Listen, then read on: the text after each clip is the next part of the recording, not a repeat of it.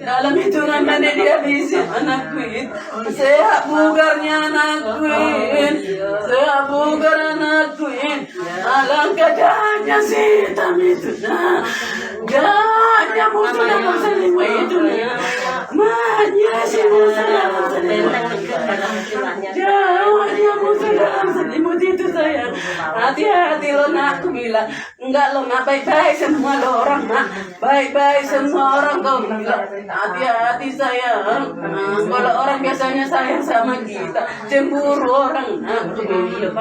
Tapi inilah nak kau dapatkan sayang. Inilah kau dapatkan di balik itu semua. Menjerit dia menjerit anakku itu waktu ditembak itu. Menjerit dia manggil mamanya itu waktu ditembak itu. Mamanya nggak peka, mamanya nggak peka sama dia. Mamanya nggak sayang sama dia. Nggak dengar mamanya lagi.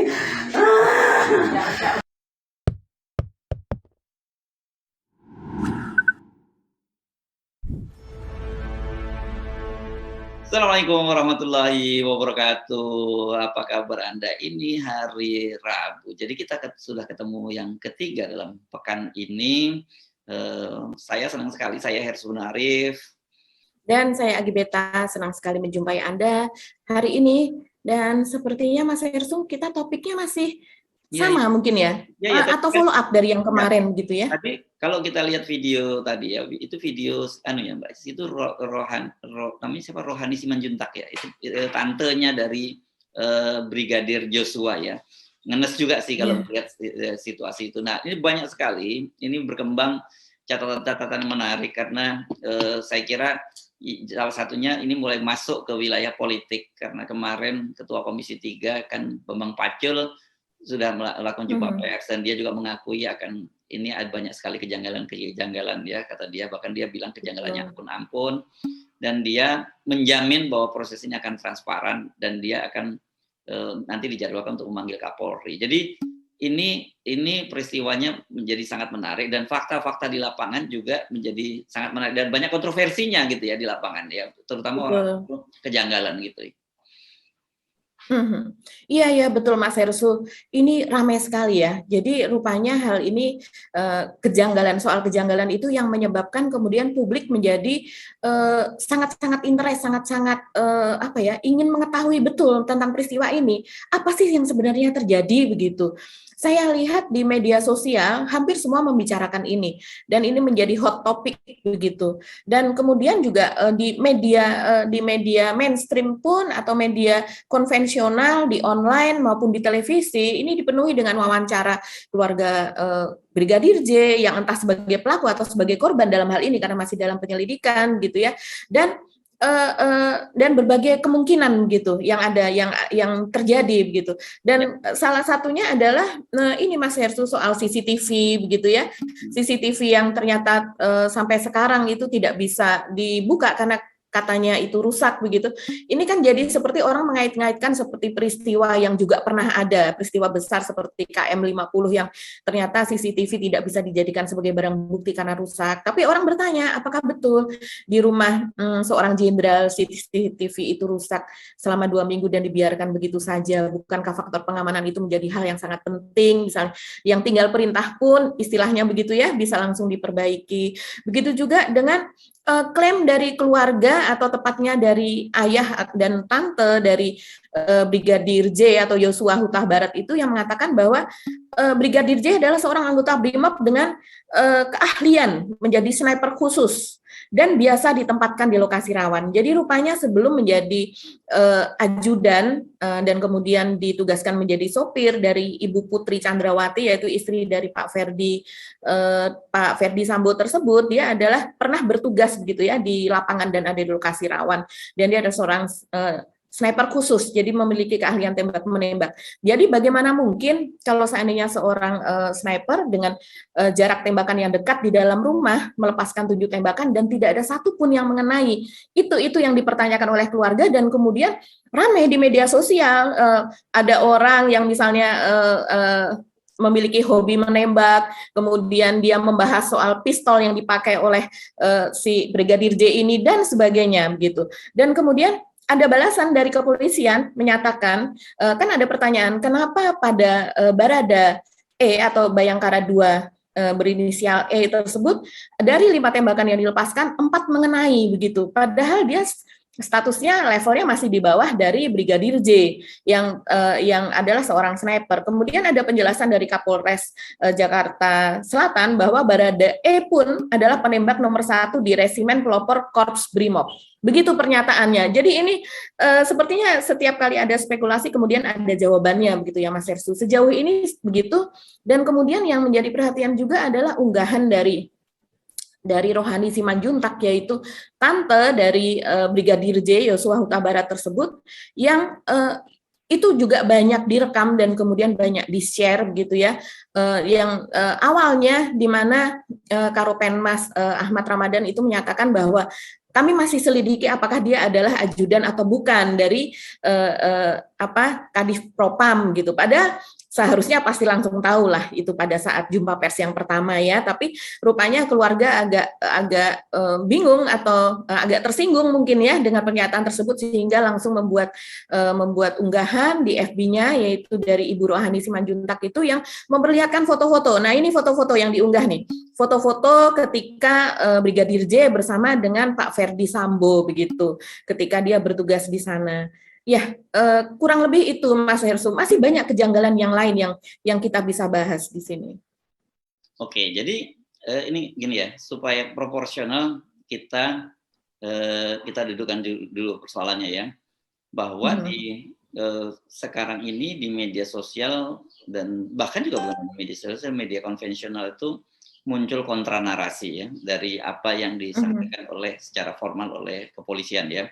Kan sejauh ini setidaknya ada 3 penjelasan dari kepolisian, itu 2 dari Pak Ahmad Ramadan. Kita ingat ya, dia pertama kali dia memberikan penjelasan pada waktu itu belum menyebut nama siapapun, ya, belum menyebut nama pejabatnya itu siapa, belum. Pertama dia hanya menyebutkan bahwa ada yang berada ini mau masuk ke rumahnya pejabat rumah dinas dari pejabat kepolisian itu, dan kemudian diingatkan, tapi dia malah marah, dia melakukan tembakan dan kemudian dibalas dengan tembakan. Itu versi pertama yang disebut Pak Ahmad Ramadan. Yang versi kedua, dia kemudian memberikan penjelasan, tak lama kemudian sudah menyebut nama Kadif Propam Polri gitu, Pak Ferdi Sambo, dan disinilah kemudian versinya berubah. Dia menyatakan bahwa itu terjadi ketika dia muncul pelecehan sosial, pelecehan itu di situ mulai muncul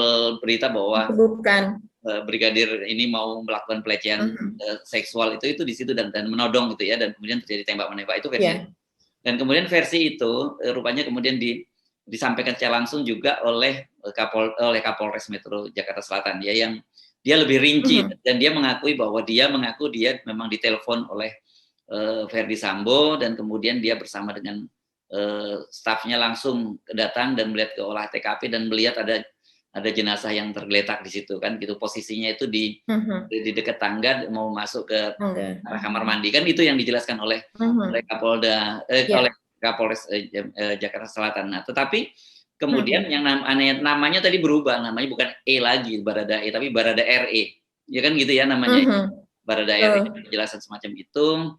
Dan kemudian agak sedikit berbeda karena di situ dia menyebutkan bahwa soal ada yang peluru masuk, kalau ada yang peluru keluar, dan saya nggak ngerti apakah yang dimaksud peluru masuk keluar itu karena tembakan jarak dekat gitu ya, karena kan memang kalau dalam ruangan dekat jadi pelurunya tembus gitu mungkin ya, itu yang dimaksudkan Pak Kapolda. Jadi sejauh ini, tapi apapun sedikit beda-beda variasi antara dengan Pak Ramadan dengan Pak Kapolres Metro Jakarta Selatan, saya kira sama ininya informasi yang disampaikan oleh polisi bahwa ini memang terjadi tembak menembak antara Barada RE dengan Brigadir Yosua ini. Dan kemudian ternyata juga versinya soal pelecehan seksual itu didukung dengan laporan kan Ibu Putri Ibu Putri Chandrawati ya. Chandrawati itu kan sudah melaporkan kasusnya ya. Jadi ada dua kasus ya laporannya sekarang itu ya. Jadi ada soal tembak menembak tadi dan juga ada laporan pelecehan seksual. Kan gitu sejauh ini Mbak ya. Yang muncul seperti itu. Nah, tetapi yang berat itu ada kecenderungan bahwa media sosial tidak melihat tadi ada kejanggalan-kejanggalan yang makanya kemudian mereka mempertanyakan ini serius nih faktanya semacam itu gitu. Apalagi kalau kemudian kok Ketua Komisi 3 dengan sigap langsung memberikan penjelasan, ini kan orang bertanya-tanya nih gitu. Meskipun Pak Bambang Pacul itu meminta kita untuk sementara itu menerima, bukan dia minta bukan kita minta percayai, tapi itu menerima sebagai sebuah hanya fakta, sebuah penjelasan. Tapi kan kemudian kata-kata yang dia sebut tadi, semoga nanti ada penjelasan yang lebih baik. Itu kan artinya sebenarnya buat kita yang media kemudian berpikir apa sih maksudnya ada penjelasan yang baik. Jadi dia sebenarnya juga meragukan, tetapi dia tidak mau bicara secara terbuka, tapi semacam memberi clue. Nah, gitulah kira-kira Mbak. Iya, ya betul Mas Hersu, dan mungkin kita tidak bisa mengungkapkannya di sini karena kita tidak bisa membuktikan, tapi di berbagai WA group begitu ya, dan media sosial yang lebih private begitu, kita mendapatkan banyak sekali forward dari percakapan-percakapan apa yang sebenarnya terjadi begitu.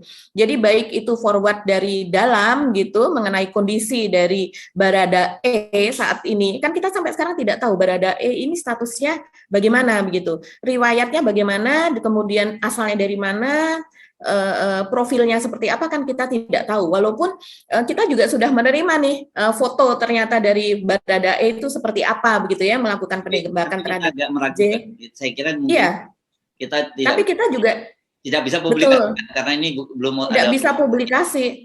Iya, karena kita juga tidak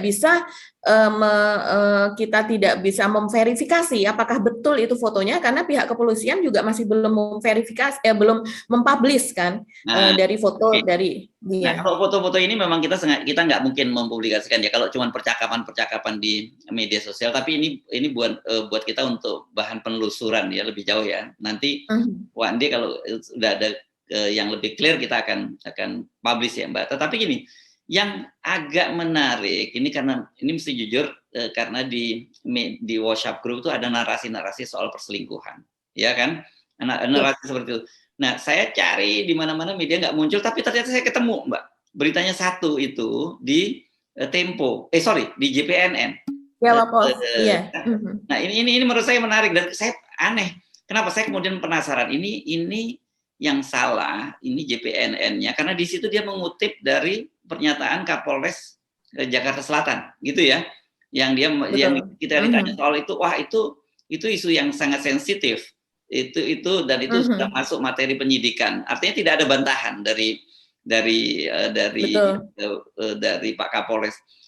Yang ini saya mencoba memahami cara berpikir teman-teman media, mereka mendengar isu itu dan kemudian yang aja dikonfirmasi kan, itu memang kita untuk memunculkan berita semacam itu ya, terus dan kemudian ketika ada beritanya ya sahkan sebagai sebuah pemberitaan, dia tidak menyebut ada itu fitnah, tapi ada isu dan kemudian ditanyakan dan tidak dijawab, itu faktanya cuma segitu saja. Tetapi yang agak mengejutkan menurut saya, kenapa nggak muncul ya, atau saya nggak ketemu, jangan-jangan, dan saya ketemu ada media lain yang memuat itu juga, tetapi mengutipnya juga Jawa Post juga gitu, JPNN itu Jawa Post News Network, sangat salah ya.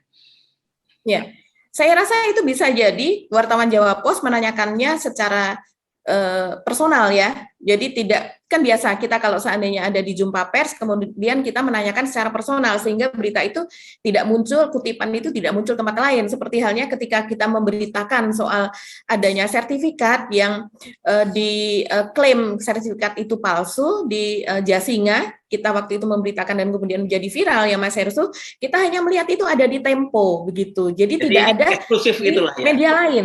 Eksklusif. Ya, betul. Dan eksklusif karena ternyata memang wartawan Tempo itu menanyakannya secara personal, bukan dalam sebuah jumpa pers. Ketika itu bertemu dengan Pak Kabar Eskrim ya kalau tidak salah.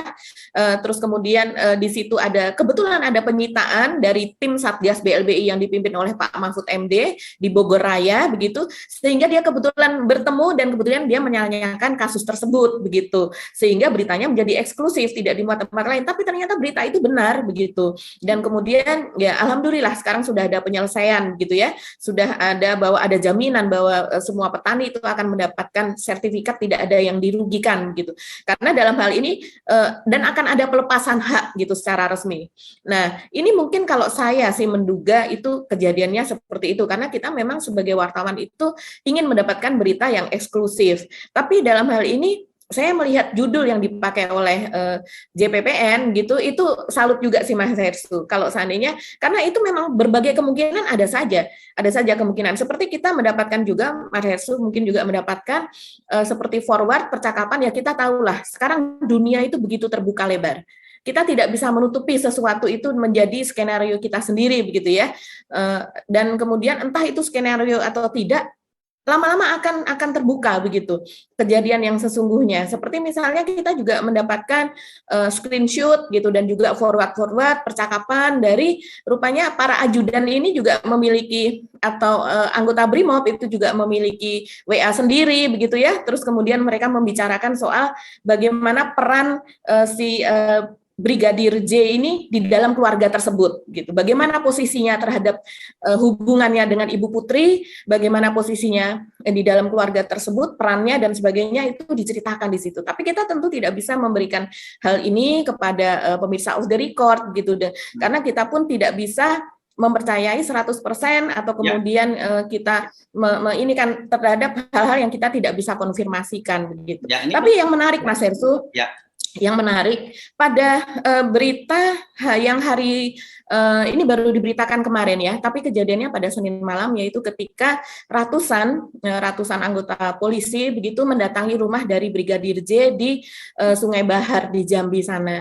Dan kemudian ini saya lihat mana saja gitu yang memberitakan. Jadi dari berita-berita online yang cukup besar seperti CNN, Kompas dan sebagainya ternyata memberitakan hal yang sama. Jadi saya cukup percaya bahwa ini kejadiannya memang betul gitu. Dan kemudian saya lihat juga wawancara dari tante ya Ibu Rohaini tadi di televisi begitu. Jadi langsung dari penjelasan dia.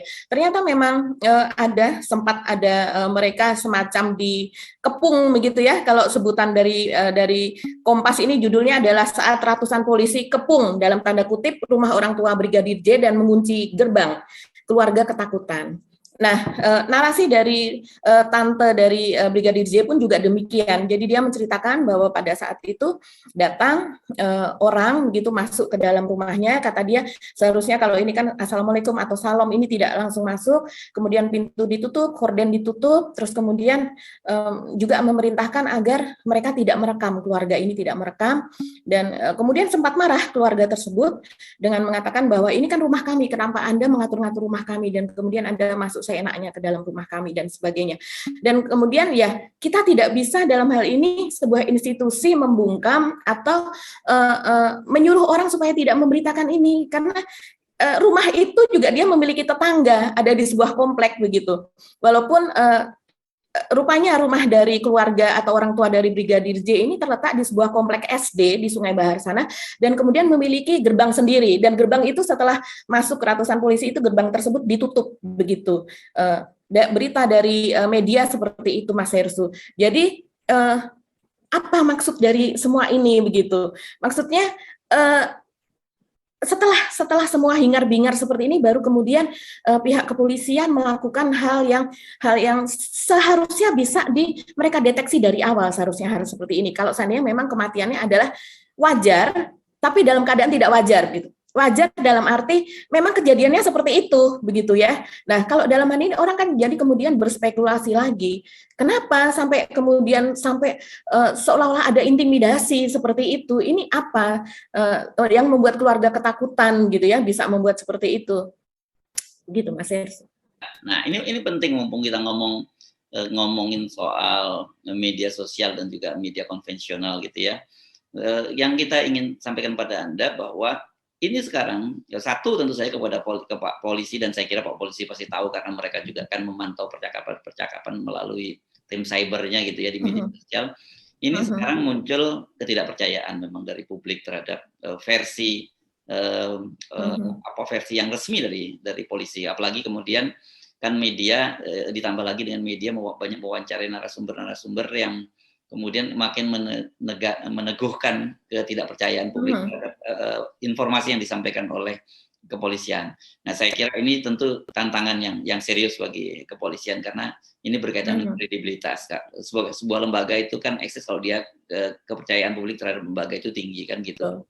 Yang kedua juga kepada publik, kita juga jangan segera begitu mendapatkan informasi apalagi di WhatsApp group gitu, dan orang yang mengirimkannya juga cukup otoritatif tapi tidak melakukan klarifikasi. Ini menurut saya ini mesti hati-hati gitu ya, karena sorry itu saya mesti banyak ngomong, pengalaman saya di grup-grup semacam itu, dan sekarang menjadi protap saya selalu bahwa siapapun yang menyampaikan informasi itu saya akan simak dulu informasinya, dan kemudian ketika biasanya kalau saya sebagai wartawan ketika ada kejanggalan tuh langsung antenanya alarmnya bunyi gitu ya, dan saya akan mencari tahu itu informasi semacam itu. Tadi juga soal isu perselingkuhan tadi yang ramai sekali di media sosial gitu kan, itu yang sekarang justru lebih dipercaya oleh publik kan itu gitu ya. Dan kemudian kan saya mencoba mencari tahu di media-media mainstream yang ternyata media-media konvensional gitu, ternyata info itu tidak saya temukan kecuali tadi di situ ya, dan ada beberapa di JPNN tadi, dan ada beberapa media lain, tapi kemudian sumbernya ternyata mengutip juga dari JPNN. Ini tetap menarik nih Pak Polisi, terutama Pak Ahmad Ramadan yang menjadi juru bicara dari Divisi Humas Mabes Polri penting untuk Anda lakukan mitigasi, jangan sampai kemudian malah menambah simpang siur ya, karena ini menurut saya luar biasa kacau ini informasi berkaitan seputar Brigadir J ini ya, Brigadir Joshua ini, kalau kita amati ini media sosial maupun media konvensional.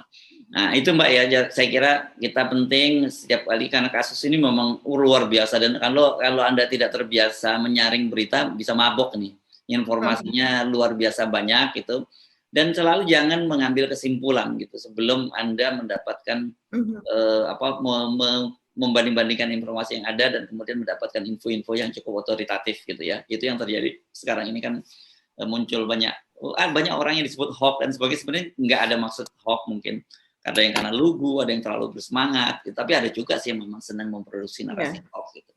Oke, apa lanjutannya ya Mbak soal kejanggalan pada kasus ini ya?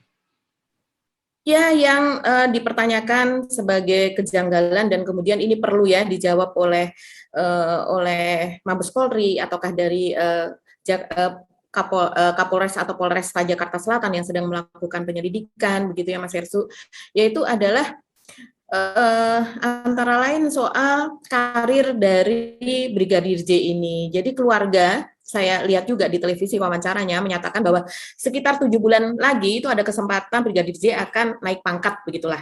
Jadi dia pasti anak kami ini akan selain juga menurut keluarganya dia adalah anak yang lugu, karena menurut bapaknya itu dia sering dimarahi oleh ibunya karena sifat keluguannya tersebut. Jadi makanya dia tidak percaya bahwa anaknya ini melakukan semacam pelecehan atau ruda paksa seperti itu.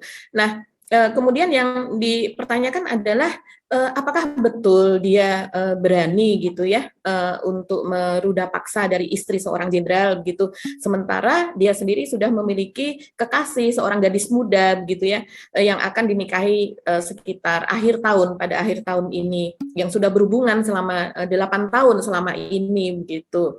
Jadi ketika dia akan ada kesempatan untuk kenaikan pangkat, dia berencana untuk menikah. Itu yang ramai dibicarakan di media sosial ya. Kalau seandainya isu perselingkuhan itu betul, artinya yang dimaknai oleh netizen ini adalah dengan beda usia yang sekian jauh begitu ya.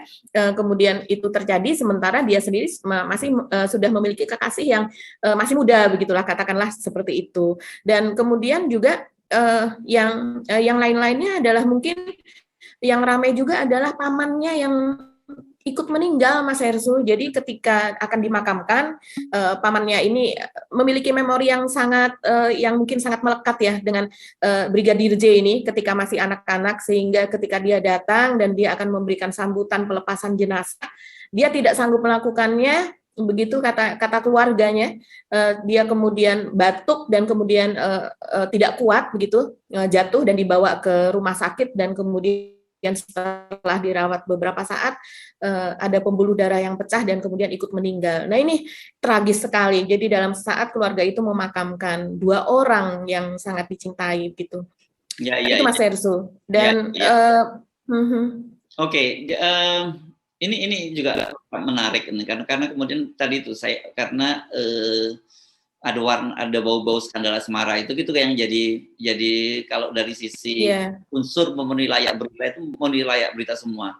Ada soal skandal, kemudian ada menyangkut famous kan, orang terkenal kan, dan kemudian ada kejahatan, itu memang memenuhi semua unsur layak berita kan gitu. Jadi wajar kalau kemudian banyak orang bertanya-tanya gitu, apakah betul seperti itu? Ya namanya kalau yang namanya asmara atau namanya nafsu syahwat ya kita nggak bisa beda-bedakan apa. Oh kok punya pacar lebih cantik kok masih mau melakukan kejahatan seksual terhadap orang yang usianya jauh di atasnya, apalagi itu kan bisa-bisa saja terjadi. Tapi yang nggak masuk akal sih memang maaf. Nah jadi kemudian juga yang jadi pertanyaan orang, kok nekat banget dan sekaligus bodoh gitu kalau memang betul dia melakukan kejahatan seksual terhadap seorang atasannya. Kan dia tahu selama ini kalau kita lihat foto-fotonya ya, foto-foto dengan Pak dia sangat dekat dan dia pasti tahu siapa bosnya itu gitu. Dan ini foto dengan foto dengan Ibu Anu ya, dengan Ibu Putri juga ada ya, foto dia dengan Ibu Putri ya, dengan Pak. Jadi iya betul itu yang dikatakan oleh Mas Hersu itu. Yang dikatakan Mas Hersu betul sekali. Jadi saya lihat juga netizen ini yang paling banyak bertanya adalah soal perilaku sebagai ajudan begitu. Jadi ada yang kemudian mengatakan saya sekian lama sebagai ajudan gitu, itu sudah ada protapnya begitu. Ada juga yang memiliki ponakan sebagai ajudan, ada yang memiliki anak sebagai ajudan. Wah, macam-macam sekali deh cerita dari netizen ini. Dan mereka rata-rata mengatakan, kok bisa ya seorang ajudan, apalagi dia yang menjadi bosnya itu adalah seorang jenderal, dan kemudian dia bisa masuk ke dalam kamar pribadi. Sementara apalagi kalau posisinya dia sebagai sopir, itu biasanya kalau di rumah seperti itu ya, dia ada tempat khusus gitu, biasanya ada di pavilion atau di dekat garasi di mana dia biasa standby, karena dalam posisi ini kan ajudan yang difungsikan sebagai sopir dari Ibu Putri tadi begitu. Dan kemudian jangankan masuk ke kamar pribadi, bahkan duduk-duduk di ruang tamu saja itu kalau tidak disuruh atau diundang untuk masuk itu dia tidak berani melakukan begitu. Jadi memang banyak pertanyaan di sini. Dan kemudian kesaksian dari keluarganya juga mengatakan bahwa selama 2 tahun ini sebetulnya hubungannya baik-baik saja begitu. Si Brigadir J ini anak dari orang tua Bapak Huta Barat tersebut begitu. Bahkan dia diberi kepercayaan untuk membeli barang kebutuhan sehari-hari dari keluarga Pak Ferdi Sambo tersebut. Ini artinya kalau melihat dari situ ada semacam kepercayaan kepada yang bersangkutan, dan orangnya mungkin dinilai jujur ya, karena untuk belanja, memegang uang dan sebagainya. Tapi kemudian makanya tidak heran keluarga juga kaget tiba-tiba pulang dalam keadaan menjadi mayat gitu. Ya, jadi ini memang kasus ini menarik tadi, karena tadi yang saya sebutkan dari sisi apapun kelayakan beritanya sangat menarik. Bahkan ini bisa menenggelamkan kasus-kasus yang lain ya, padahal banyak kasus lain yang juga tidak kalah menariknya. Karena biasanya juga kalau begini-begini, kemudian apalagi melibatkan petinggi Polri itu ya nuansa politiknya jadi muncul juga Mbak gitu. Nah ini yang saya kira mesti dipisahkan ya dari itu. Secara fakta mesti dipisahkan, tetapi kalau dari sisi spekulasi ya nggak bisa kita bantah. Memang muncul spekulasi yang lain di luar itu. Tapi mari kita terus ikuti saja kasus ini, karena kemarin juga disinggung, kita jangan sampai juga melakukan yang namanya trial by the press gitu ya, mengadili melalui pers itu juga nggak boleh dilakukan semacam itu karena bahaya. Jadi kita di auto record ini hanya kita memaparkan fakta-fakta dan kemudian memberikan semacam bingkai gitu perspektif dan bagaimana kita membaca fakta-fakta itu. Kira-kira kan begitu ya, Mbak Agi ya. Oke, apakah masih ada isu lain berkaitan dengan perkembangan ini kematian dari Brigadir Joshua. Oh, sorry, tadi Joshua itu maksudnya naik pangkat itu kemungkinan sekarang dia ini bintara ya. Itu bintara kemungkinan dia mendapat kesempatan untuk sekolah lagi. Saya kira mungkin sekolah perwira gitu ya. Karena disebut mau jadi perwira kan. Ya.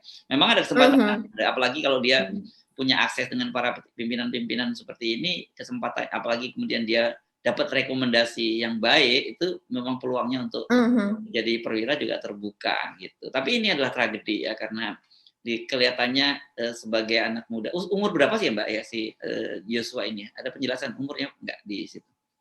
Ada, tapi saya lupa Mas Hersu. Saya membaca juga, cuman saya lupa. Iya. Masa depannya kelihatannya cerah lah, dia mau naik jadi perwira dan kemudian segera menikah, tapi kemudian berakhir seperti itu. Namanya juga takdir, kita tidak tahu. Tapi saya kira posisi kita sama juga, kita tidak ingin mengadili dan memberikan stigma langsung pada Brigadir Joshua ini bahwa dia adalah pelaku kejahatan seksual, karena ini stigma yang sangat berat dan pasti akan melukai keluarganya gitu ya.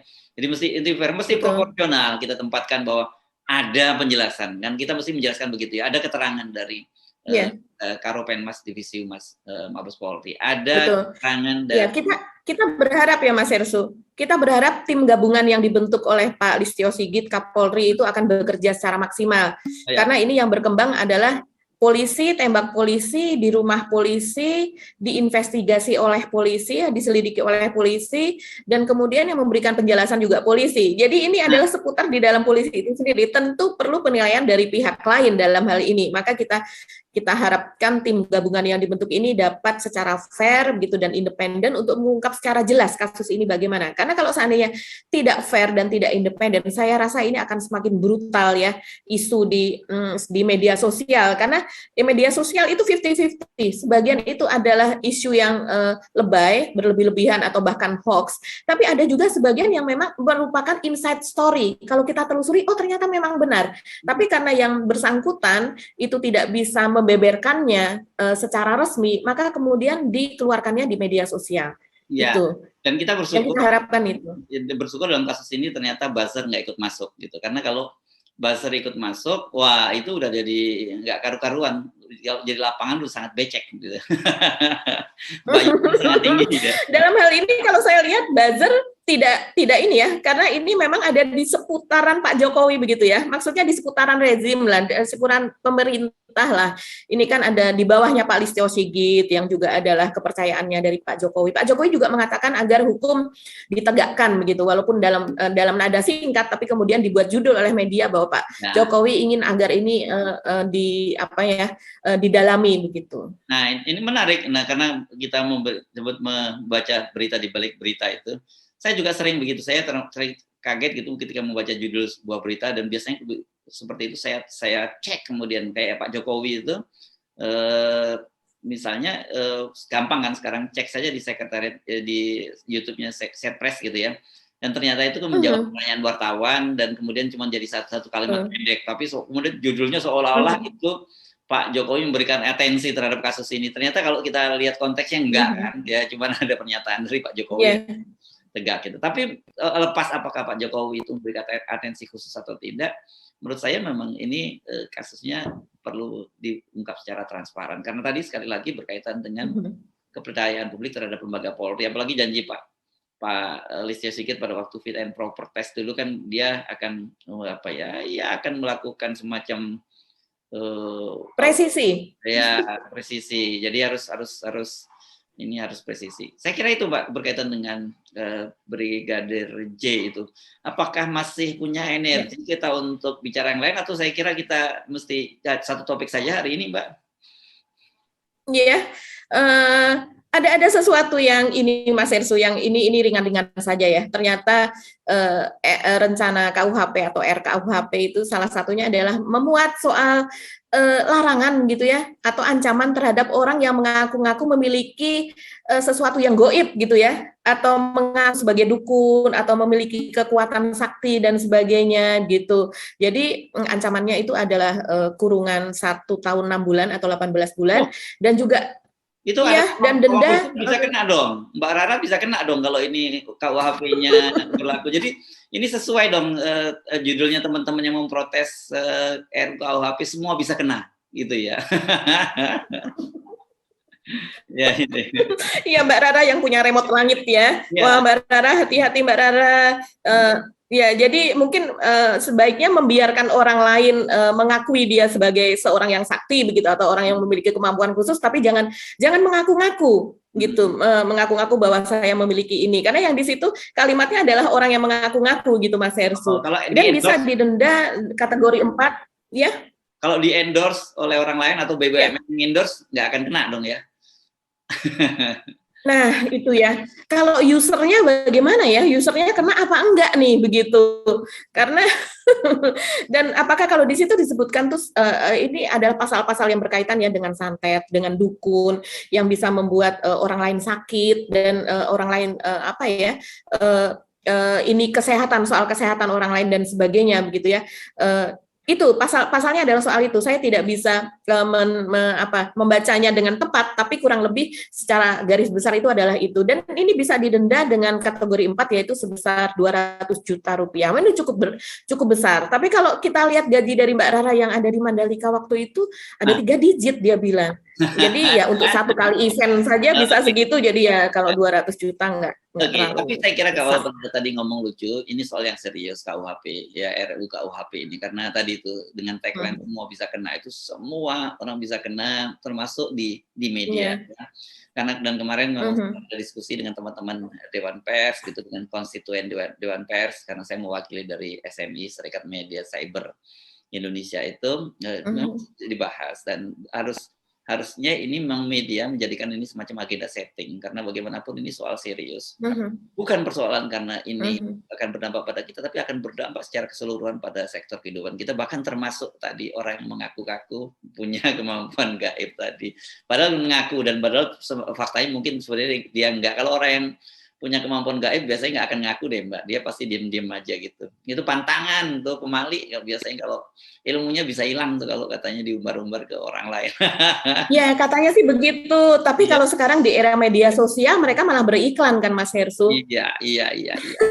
Oke, saya kira kita mesti pikir ya, perbincangan kali ini sudah cukup panjang Mbak Agi, tapi kita janji kita akan update terus ya perkembangan soal tewasnya Brigadir Joshua ini, karena ini menjadi concern publik yang sangat luas, bukan persoalan Brigadir Joshua-nya, tapi transparansi dari lembaga Polri dalam menangani kasus ini, termasuk persoalan internal mereka. Oke, saya Subno Arif. Dan saya Agi Beta, terima kasih atas perhatian Anda. Kita jumpa lagi esok hari. Salam 0%. Wassalamualaikum warahmatullahi wabarakatuh.